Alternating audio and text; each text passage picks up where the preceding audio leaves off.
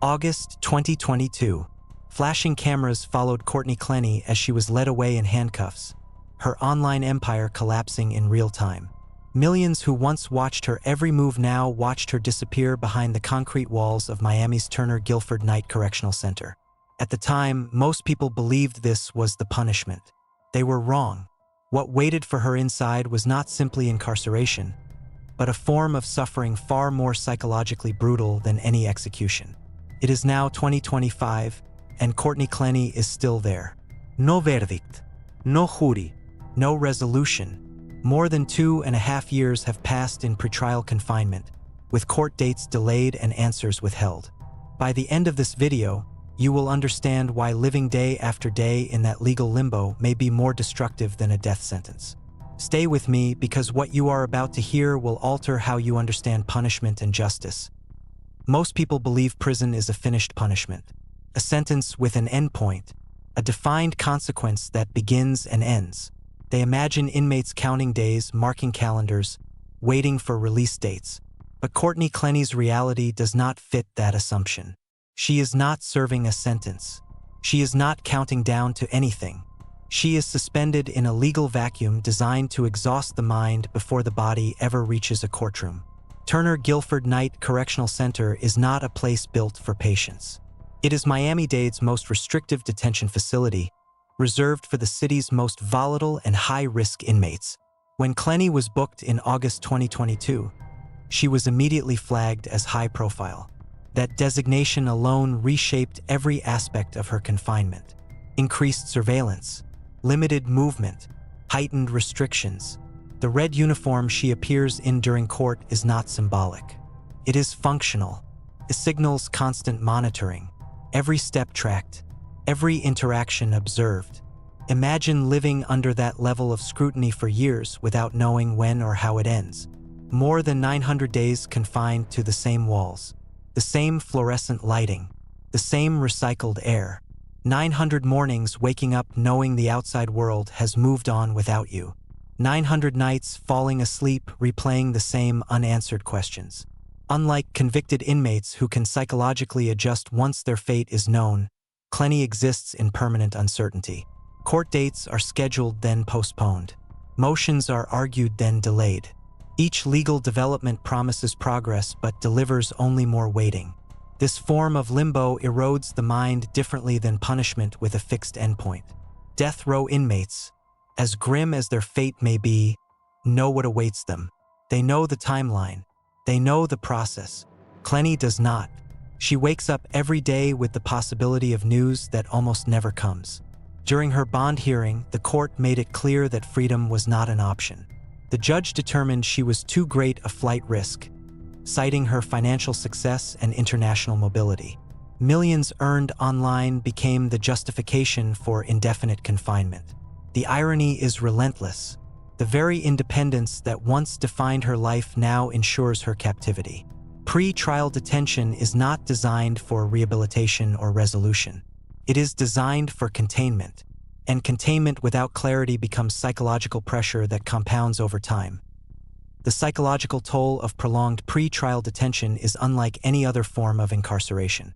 Studies consistently show that detainees awaiting trial experience higher rates of anxiety, depression, and mental breakdown than those already sentenced. At least convicted prisoners can begin the process of acceptance. They know what they are facing. They know how long they must endure. Courtney Clenney does not have that certainty. Her former life existed in extremes of visibility and control. Millions of followers, financial independence, curated image, constant validation. That world vanished overnight. Her daily existence is now dictated by institutional routine. When to wake, when to eat, when to move, when to stop. There is no autonomy, no choice, no control. For someone whose identity was built on self-management and public influence, this loss is devastating. Media coverage ensures she can never disappear. Every court appearance is reported. Every delay becomes another headline. Other inmates know exactly who she is. Guards recognize her. Infamy follows her through every corridor. There is no anonymity inside those walls. Even isolation is not private. Her parents were pulled into the legal storm, arrested and processed in the same facility. Their involvement added another layer of psychological weight. The knowledge that her case fractured her family compounds the burden she carries daily.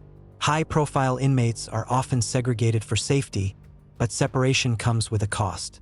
Fewer interactions, fewer stimuli, more time alone with thoughts that have nowhere to go. Death row inmates often receive support from advocacy groups, legal teams, and public campaigns. Letters arrive, visits happen, attention remains focused. Clenny exists outside that structure. She is not facing execution. She is not part of a cause. There are no organizations rallying around prolonged pre-trial confinement. Her wealth means nothing inside concrete walls. Money cannot accelerate court schedules. Fame cannot influence procedure. Her past success offers no protection here. Each day follows the same rigid pattern. Wake, eat, wait, sleep, repeat. Time loses meaning when nothing changes. This is not punishment with intensity. It is punishment with duration.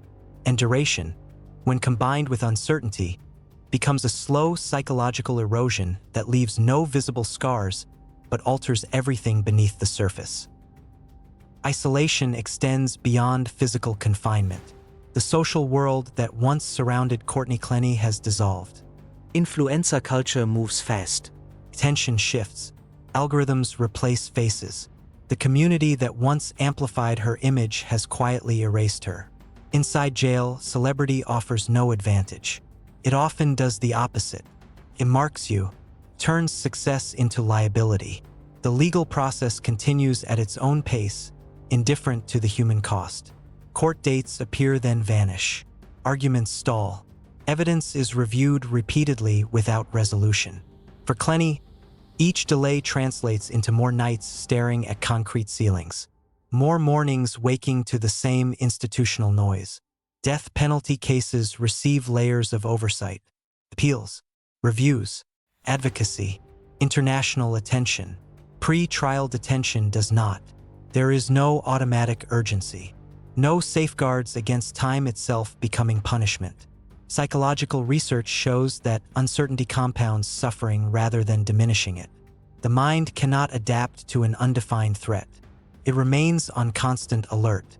Her living environment reinforces this erosion. The cell is built for control, not comfort. Hard surfaces, cold lighting. No variation, no progression. Identity dissolves under repetition. Courtney Clenney once existed as a brand. A persona. A curated presence. Now she exists as a number in a system that reduces individuality to procedure. The red uniform replaced designer clothing.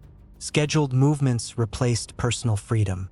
The most damaging loss may not be freedom itself, but the collapse of self. She cannot fully accept her circumstances because nothing has been decided. She cannot hold onto her past because it is irretrievable. She exists between worlds with no path forward. This is the reality of prolonged pre-trial confinement. Not punishment that ends, not justice that resolves, but waiting that stretches indefinitely. A form of suffering that does not announce itself loudly, but works quietly, day after day, until the person who entered is no longer the person who remains. So here we are, years after Courtney Clenney was first locked behind those jail doors, and the waiting still has no finish line. Day after day passes inside the same concrete walls, while the outside world continues without her. She faces the possibility of losing not just time, but entire chapters of her life, consumed by delays that stretch endlessly forward. This is justice in its most silent form. Not swift, not decisive, but slow, grinding, and psychologically relentless. Death row inmates are given certainty. As brutal as their fate may be, they know what is coming. They can count the days. They can prepare themselves for the inevitable. Courtney Clenney is denied even that. Instead, she is handed years of uncertainty, with no promise of resolution and no clear end in sight. Every morning begins with the same question: will anything change today? And every night ends with the same answer: probably not. The woman who once dictated her image now has no control over a single hour of her life. The fortune she built means nothing here. The fame that once defined her now isolates her. She waits while the system moves at its own pace, indifferent to the cost. This is her sentence even without a verdict. This is punishment without closure. And unlike execution, it does not conclude. It simply continues. So ask yourself, then death itself,